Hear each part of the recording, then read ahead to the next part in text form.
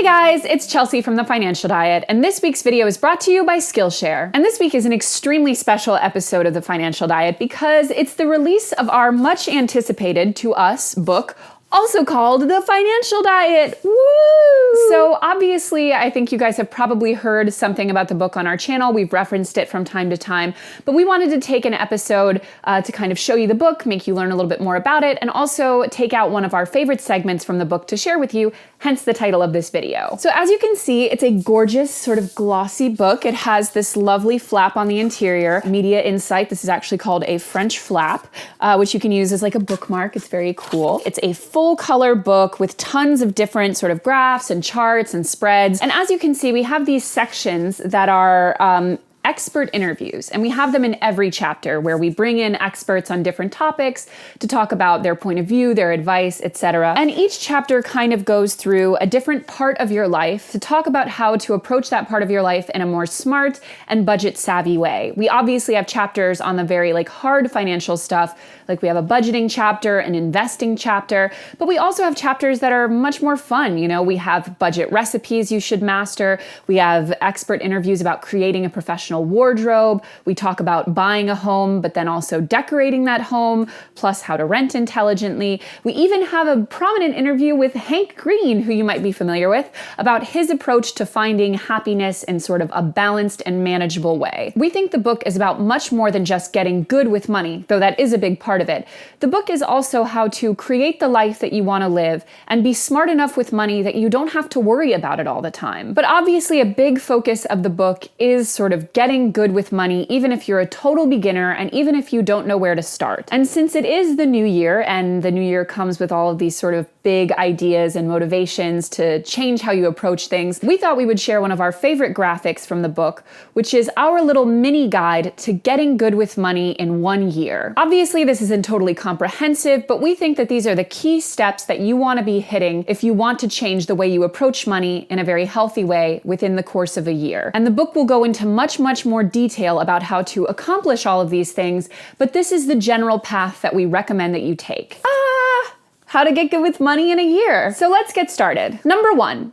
Create a budget. Without a budget, you have no chance of getting control over your money and getting it to do what you want. Sit down with a few months' worth of card statements and bills, track exactly what you're doing, and sort everything into a category going forward. Number 2, build an emergency fund. We recommend that you have 3 months worth of all living costs saved up in an easily accessible, regular savings account. You can do up to 6 months worth, but at least initially, 3 months is the best balance between doable and providing the necessary security. This emergency fund and about $1,000 in your checking account for day-to-day use once bills are paid are really the only money you should be keeping in regular bank accounts.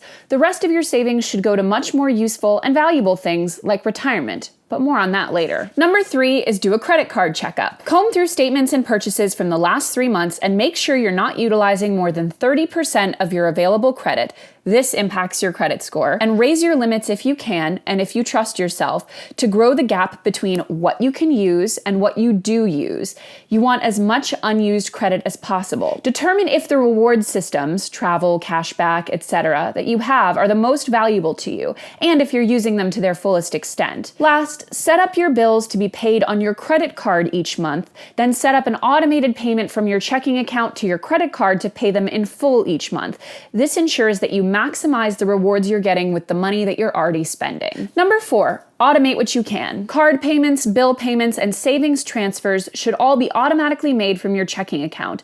This way, you won't tempt yourself to not save, nor will you take a credit score hit by forgetting to pay for something. Number 5, know and build your credit score. Use a free online service such as Credit Karma to find out what your credit score is, and many such services will also tell you how to improve it. Check your score at least twice a year, always with soft inquiries, unlike hard credit checks which happen when you try to get approved for something, and set challenges to yourself to see how high you can get it and keep it. Number 6 is plan for retirement. Lay out a basic plan for retirement savings. This might sound daunting, but if your employer offers retirement accounts, you can simply set a meeting with your human resources rep to go over your options. Initially, open at least one retirement account based on your needs. There are 7 types of retirement accounts for different needs. And after your emergency fund, 3 to 6 months worth of living expenses is set up, your retirement fund is the first place you're allocating savings. Number 7 7 is run a career checkup. Compare your salary against others in your field using sites such as Glassdoor. Ask yourself serious questions about your job fulfillment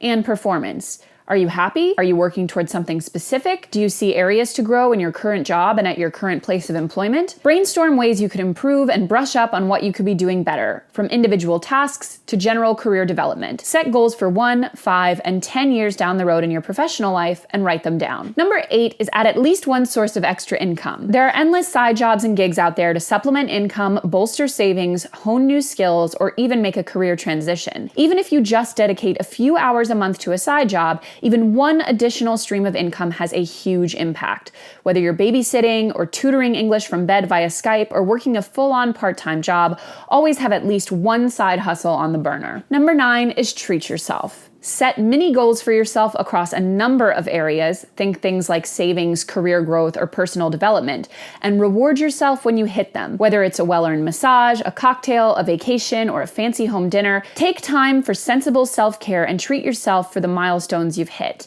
It will make doing the right thing for yourself most of the time feel manageable, intuitive, and even enjoyable. Now, this is just one little graphic from our book, and each point that we lay out in there is explained in detail later in the book. We have long interviews with people who help you figure out how to set up retirement accounts, how to best utilize your savings, how to budget, everything you can think of in terms of getting good with money in a year, you'll find in here. But we also believe it's a super fun book to read. As you can see, we have these amazing recipes, including ones for things like cocktails, and it's just a great way to learn about money without feeling like you're punishing yourself, which we hope is also like this channel. All of that to say, we really hope you'll pick up a copy of The Financial Diet. We'll link you in the description, and we cannot wait to hear what you guys think of it. It's on shelves today, so help us make it a bestseller. So it's a new year, and one of the first things you're probably gonna want to do with your time is learn something that will help you for the rest of the year and for the rest of your life. A perfect place to learn that new skill or to hone one that you've already been working on is Skillshare. Skillshare is an online learning community with more than 17,000 classes in design,